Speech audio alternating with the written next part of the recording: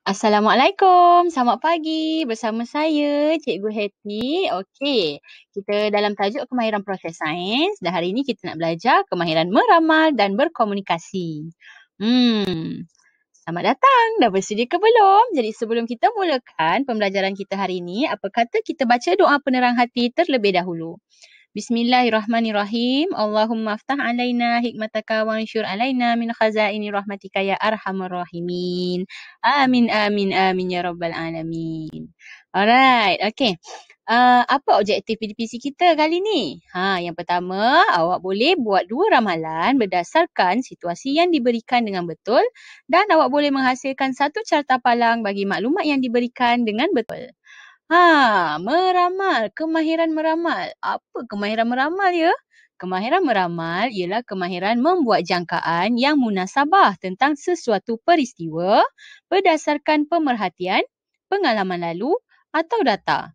Makna kata kat sini, meramal ni ibarat awak meneka, membuat jangkaan. Tetapi yang logik berdasarkan pemerhatian, pengalaman lalu ataupun data. Maksudnya kena ada sebab lah kenapa awak membuat jangkaan begitu. Awak tak boleh main teka-teka suka hati je. Okey, cara menulis ramalan mestilah tepat dan jitu berdasarkan data serta tiada anggaran. Apa maksud cikgu kat sini? Kita boleh tengok pada contoh seterusnya. Okey. Dalam contoh ni, diberikan 1 carta palang tentang ketinggian anak pokok rambutan dalam unit sentimeter pada hari pertama, hari ke-5, hari ke-9 dan hari ke-13. Okey, soalan dia, ramalkan ketinggian anak pokok pada hari ke-13. Kita tengok ketinggian anak pokok pada hari pertama. Berapa tinggi dia ya? 5 sentimeter. Okey, 4 hari kemudian. Hari kedua, ketiga, keempat, kelima. 4 hari kan? Berapa ketinggian dia pada hari ke-5? 7 cm. Maknanya dalam tempoh 4 hari, ketinggian anak pokok rambutan telah bertambah sebanyak 2 cm. Okey, seterusnya 4 hari selepas tu, hari ke-9. Daripada hari ke-5 tadi, 6, 7, 8, 9. 4 hari juga kan? Berapa ketinggian anak pokok rambutan? 9 cm.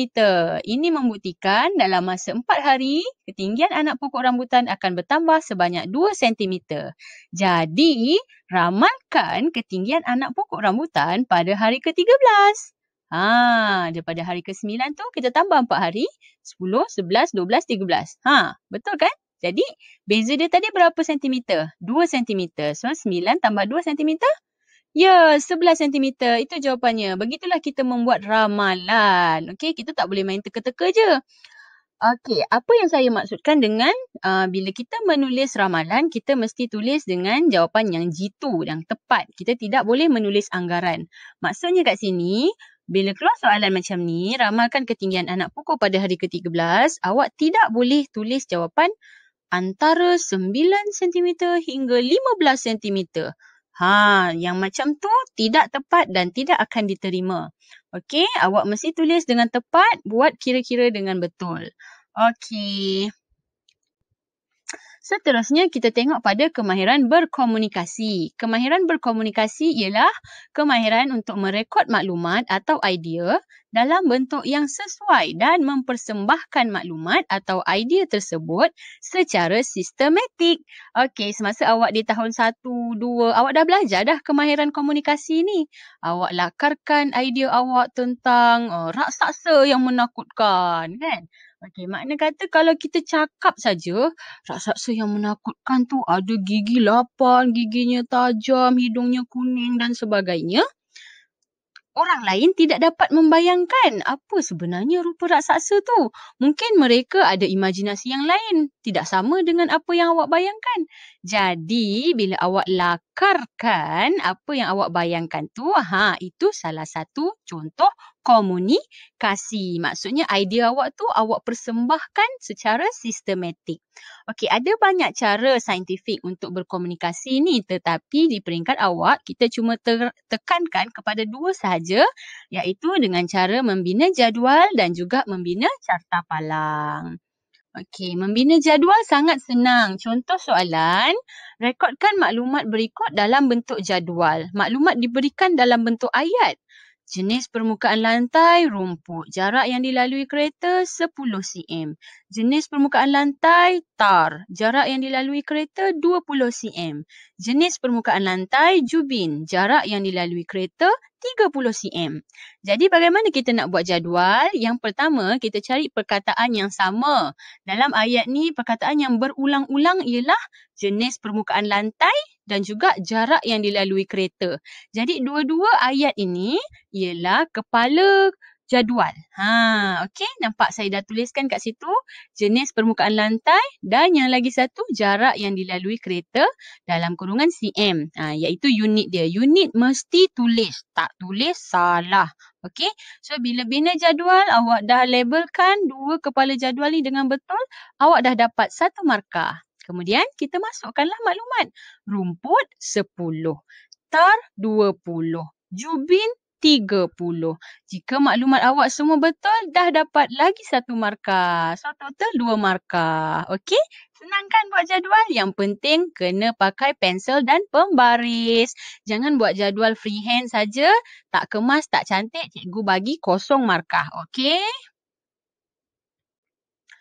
Okey, kita tengok contoh soalan yang kedua. Bina satu carta palang berpandukan maklumat yang diberikan dalam jadual. Alamak, tadi dia suruh buat jadual daripada ayat. Ni dia dah bagi jadual, kena buat carta palang pula. Okey, tak apa, senang je. Jangan risau. Tengok pada jadual, pada bulan Mac, jisim sampah terkumpul 60 kg. Pada bulan April, jisim sampah terkumpul 45 kg. Manakala pada bulan Mei, jisim sampah terkumpul 20 kg. Macam mana kita nak tukarkan maklumat dalam jadual ni kepada carta palang? Boleh tengok video yang saya sertakan dalam slide seterusnya. Okey, mari kita tengok cara nak buat carta palang. Okey, yang pertama awak mesti ada pensel dan juga pembaris. Awak buat garisan menegak dan melintang dan buat tanda anak panah macam saya buat tu.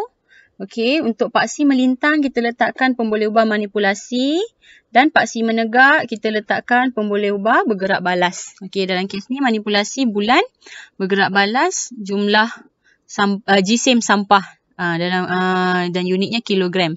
Unit mesti tulis. Okey, kemudian kita buat senggat. Senggat dia macam yang saya buat tu lah. Senggat ni mesti seragam. Saya gunakan jarak 1 cm 1 cm. Okey, jadi saya buat senggat dia dan saya letakkan nilai dia lah. 10, 20, saya gunakan gandaan 10, 10. Awak boleh buat mengikut kesesuaian soalan. Ada yang kita boleh buat gandaan 2, gandaan 5. Mengikut julat nilai yang diberikan lah. Okey, kemudian untuk bina palang yang pertama, saya buat garis putus-putus pada nilai 60. Kemudian baru saya gariskan palang tu. Nampak tak? Macam tu. Okey, baru kita labelkan lah bulan Mac. Okey, yang kedua bulan berapa? 45 kilogram kan? Tengah-tengah antara 40 dengan 50. Saya buat garis putus-putus. Kemudian baru saya buat palang. Okey, jangan buat palang dulu baru buat garis putus-putus. Nanti tak tepat. Nak mudah buat macam saya buat ni. Okey, kemudian baru tuliskan berapa bulan apa. Okey. Dan yang terakhir. Mudah saja. 20 kilogram. Kemudian kita bina palang dia. Tuliskan bulan dia, bulan Mei. Dah siap. Senang kan? Okey, mari kita tengok cara nak buat carta palang. Okey, yang pertama awak mesti ada pensel dan juga pembaris. Awak buat garisan menegak dan melintang dan buat tanda anak panah macam saya buat. Okey. Tugasan untuk hari ini jawab soalan yang disertakan. Okey, awak boleh tengok dalam buku teks.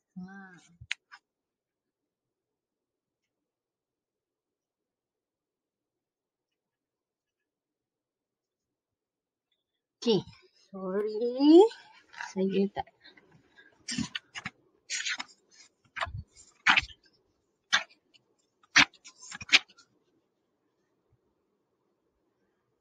Awak boleh tengok dalam buku teks muka surat 22. Ikut arahan yang diberikan. Okey, soalan satu sahaja awak buat dalam buku buku nota sains.